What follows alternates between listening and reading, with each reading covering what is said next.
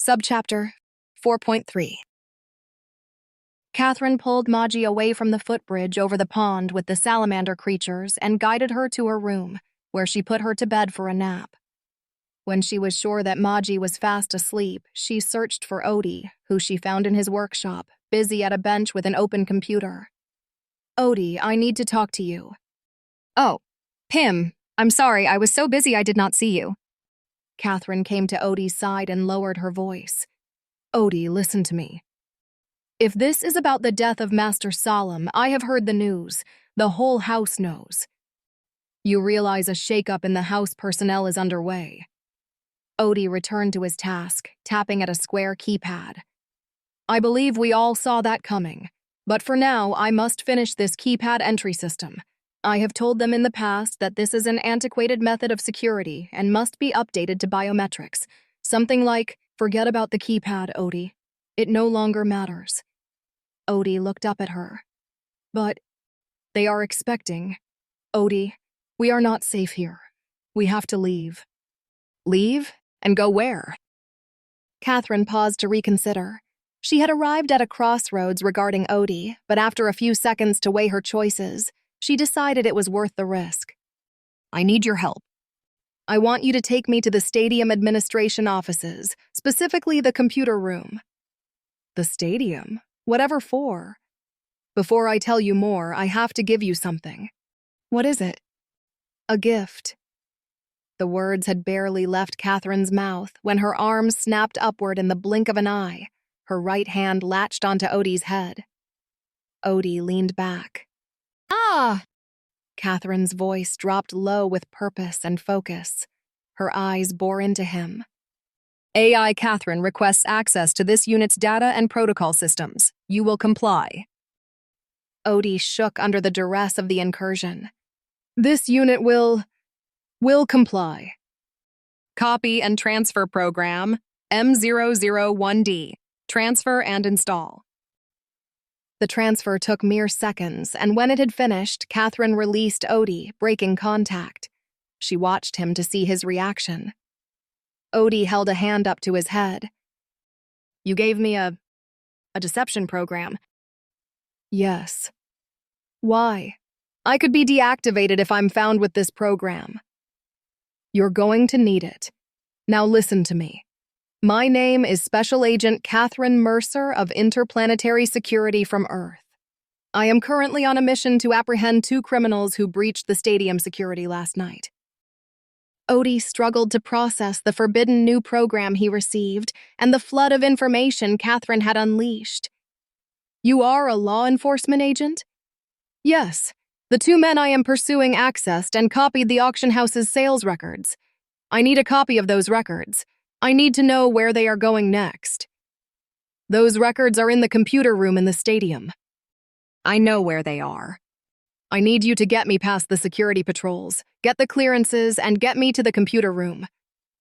"That's what you were trying to do when you were caught last night." Catherine nodded. "I did not get very far. They know you, not me. If I go alone, I'll be caught again. That's why I need your help. That's why I gave you the deception program. Will you help me? If you do not, I will remove the program." Odie gave her words some thought. "After you get the records and continue your chase, what happens to me? In exchange for your assistance, I will take you with me off Dukas." Odie's tone brightened. "I will be free?" "Well, to a certain degree, yes. I suppose you will come under new ownership. Someone is bound to see your value and take custody of you. Maybe IPS. You can see that it's a much better situation than this place. Much more preferable, don't you think?" Odie did not need long to consider his choices. "With Master Solemn gone. Yes, you're right. None of us are safe." "All right, Pim. Oh, I mean Catherine. I will help you, but the problem is we don't have the clearances. I can't give myself clearance to enter the stadium. That must be issued to me from Master Sol. Well, whoever takes over from Master Solemn." Catherine looked over to Odie's computer beside them. "Is your computer linked to the master system?" "For this house, yes, not the stadium." "That's all I need." Catherine stepped to the computer, placed her fingers on the screen, and concentrated. Access and connect. Images flashed on the screen for a few seconds, then stopped. Catherine removed her hand. There, done. 2 clearances have been issued to House staff Odie and Pym to access the stadium complex for damage assessments and repairs. Odie stared at the screen. You did that? We have clearances? She gave a quick nod. Let's go. Catherine had to say goodbye first.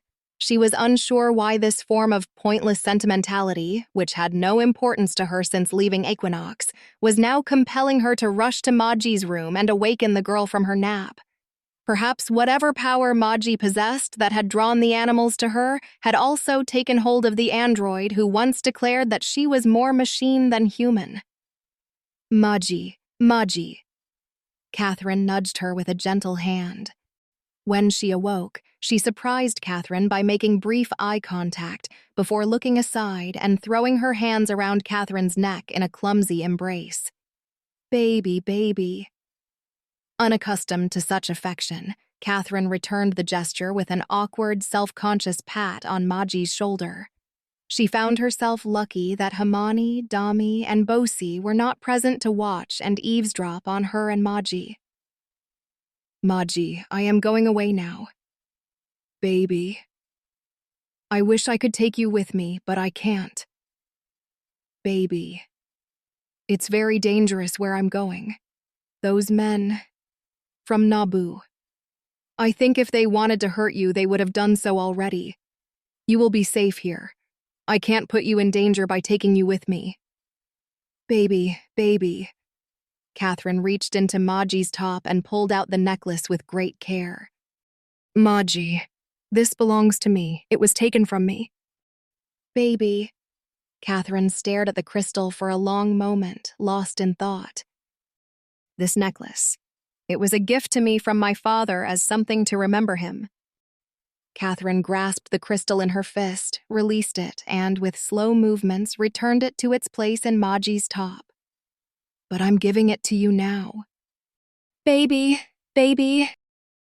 Keep the necklace to remember me, as I will never forget you. Baby, no. Goodbye, Maji. No, baby, don't go. Maji's grip on Catherine tightened. Remember.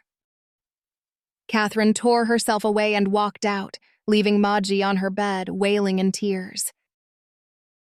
Catherine and Odie paced across the courtyard in close conversation. Catherine had voiced her misgivings about leaving Maji behind, but Odie confirmed that she had done the right thing. Unfortunately, Maji's presence would only jeopardize your mission, Catherine, Odie said. She would jeopardize all of us. That is the painful truth. She would not understand what we are doing. She could be noisy, disruptive. She might run off. She requires constant supervision. But how much I wish I could take her off this planet, away from those people. A new thought came to Catherine, and her tone brightened. I'll come back. I'll finish this mission and come back for Maji. That's what I'll do. That's a splendid idea. I'm going to get her, take her away, and she'll be with me. And why not? Her father's dead. Where's her mother? Also dead. Catherine and Odie fell silent as they neared the first checkpoint, which was manned by 2 guards at the perimeter of the stadium grounds. She made an effort to quell the look of hopeful optimism that had sparked on her face. She was a common worker, and an optimistic worker was suspicious. Names? The taller guard said. Odie spoke, representing the lead. Techbot Odie and Assistant Pym. The guard consulted his handheld, checking for clearance, and when he read the data, he looked at Catherine. Says here you're assigned as a caretaker. What are you doing here? Odie jumped in before Catherine could speak. Pym is an advanced artificial intelligence capable of tasks well beyond that of a mere caretaker. In my opinion, she is underutilized, and her services would be of more benefit to the auction house than the master's residence. Catherine remained silent. Is that so? With a skeptical eye, the guard studied the 2 AIs for a moment, then tapped his handheld. He nodded to one side. Go on, then. Catherine gave the guard a nod of gratitude and moved on with Odie close at her side. Odie spoke in excited, hushed tones when he was sure they would not be overheard. I did it. It was so easy. I told a lie and he believed me. You must be careful with that program. If you don't use discretion, it will cause much trouble. I've never experienced such power before. If I see you misusing the program, I will remove it the same way I gave it to you. You got me? Yes, Agent Catherine. They passed another checkpoint with equal ease as the first.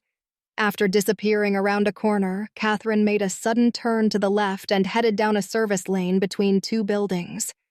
Odie paused to see where Catherine was going, then hurried after her.